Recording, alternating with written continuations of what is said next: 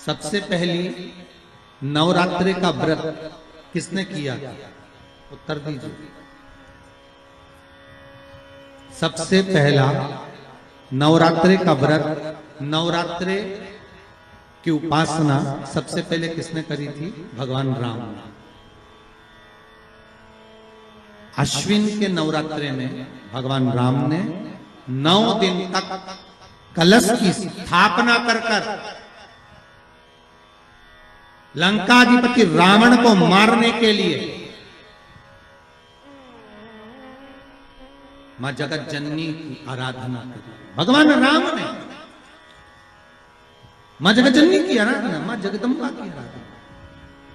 और कहते हैं मेरे राम ने प्रतिदिन मां आद्यशक्ति को निमंत्रण दिया और मां जगतजननी से विनती निवेदन कर कहा कि आपको प्रतिदिन आना पड़ेगा। इसलिए देवी भागवत में लिखा है कि नवरात्रि में एक दिन, जैसे प्रतिपदा है, पहला दिन है तो एक कन्या का पूजन करो, द्वितीया है तो 2 कन्या का पूजन करो, तृतीया है तो 3 कन्या का पूजन करो, चतुर्थी है तो 4 कन्या का पूजन करो, पंचमी है 5 कन्या का पूजन करो, छठ है 6 कन्या का पूजन करो, सप्तमी है 7 कन्या का पूजन करो, अष्टमी है 8 कन्या का पूजन करो, नवमी है, जम के बोलो, 9 कन्याओं का पूजन करो।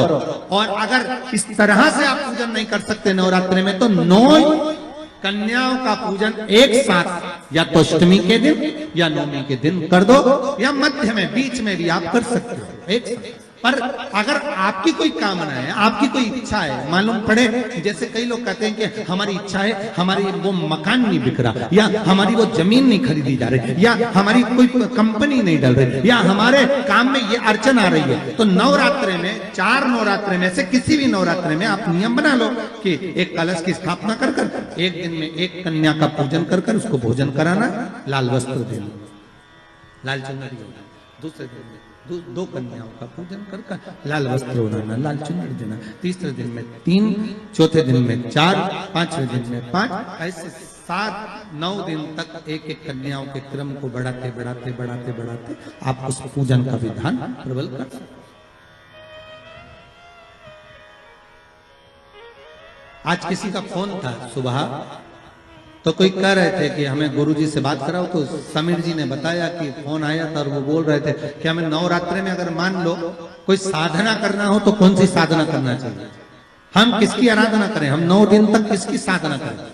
तो अगर बन सके तो देवी भागवत में सबसे सुंदर साधना यही है कि हम एक दिन में 1 कन्या के चरण धोकर पूजन कर उस कन्या को भोजन कराकर उसका स्मरण करें।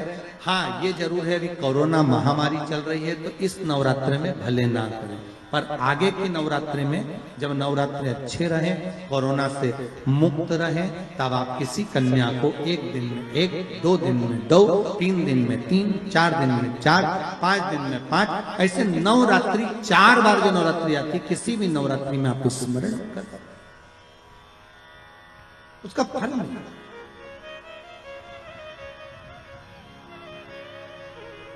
उसका फल होगा।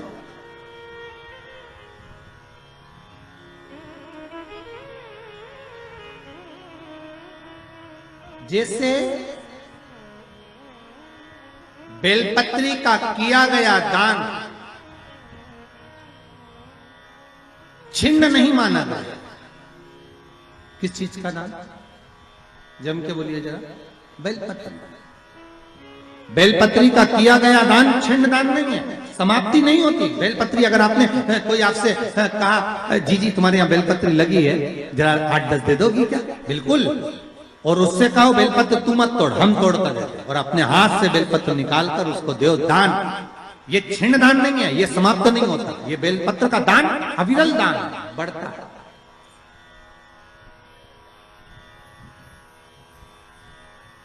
सुख का भान करता है। ये छिन्न होने वाला नहीं अभी।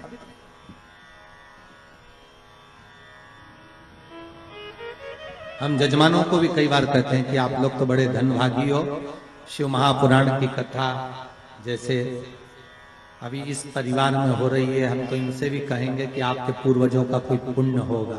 साफ सारी पुराणे सारे शास्त्र 7 पीढ़ी को तार देते हैं। शिव महापुराण के लिए स्कंद पुराण में कहा ये 71 पीढ़ी को तार देती है।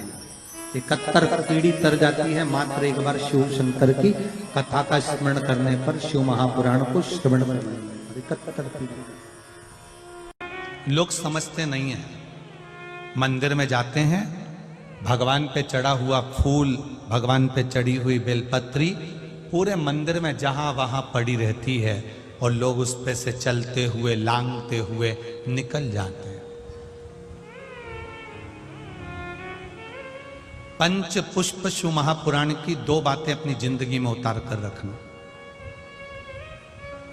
यदि कोई बड़ा रोग अपने जीवन में नहीं चाहते हो, इस मुख को जिंदगी भर शुद्ध चाहते हो और इस मुख में कभी कोई बड़ी बीमारी नहीं चाहते हो, तो 2 बातें अपनी जिंदगी में उतार कर रखना। एक, भगवान के पड़े हुए निर्माल्य पर कभी लांगा ना जा। दूसरा, अपने मुख में पान खाकर, गुटखा खाकर या कोई वस्तु खाकर जो मंदिर के लिए रास्ता जा रहा हो, भगवान की कथा के लिए रास्ता जा रहा हो, भगवान के द्वार पर रास्ता जा रहा हो, वहां अपने मुख से थूका ना जाए। जितने लोग पार कर कर जाते हैं उतना दोष आपको लग जाता है और आपका जीवन नष्ट हो जाता है।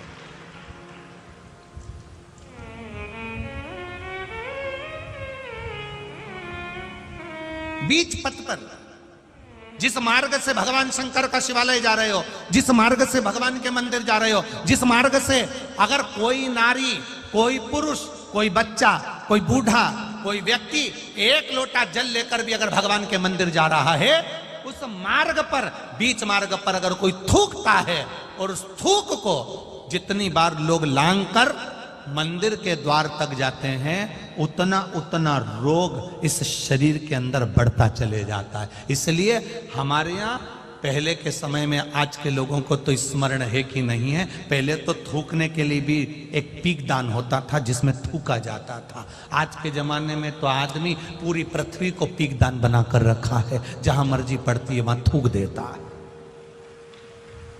ये श्रेष्ठता नहीं है हमारे। ये वसुंधरा, ये पृथ्वी, ये वसुंधरा, ये भूमि माता, ये पृथ्वी माता, जिसकी गोद में हम पाल पोस कर बड़े हुए हैं, जिसका दिया हुआ अन्न हम पा रहे हैं, जिसके आनंदमय आशीर्वाद से हम अपनी जिंदगी जी रहे हैं, इस पृथ्वी को भी नमन करना चाहिए। नमन, प्रणाम करना चाहिए।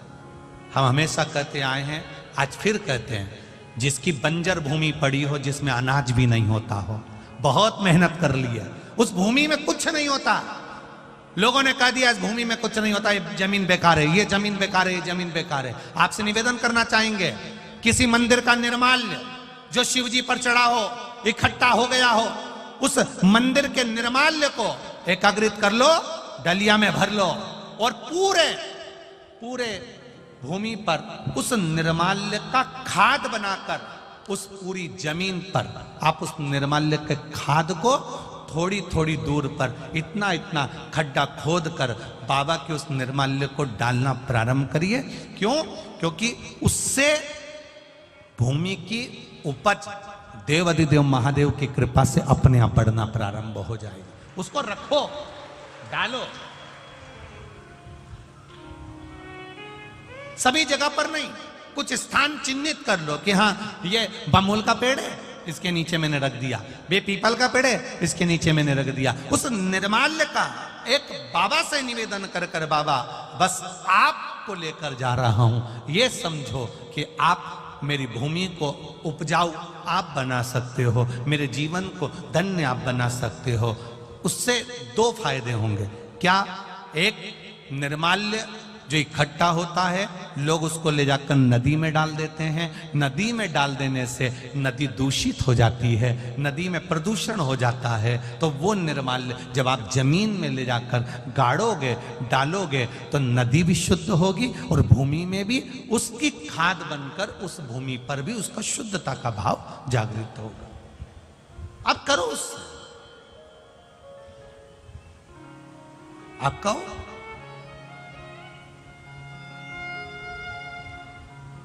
हर कहीं थूक देना, हर कहीं पर पान खाकर थूक दिया, तंबाकू खाकर थूक दिया, कहीं पर भी तुम्हारा मन पड़ा और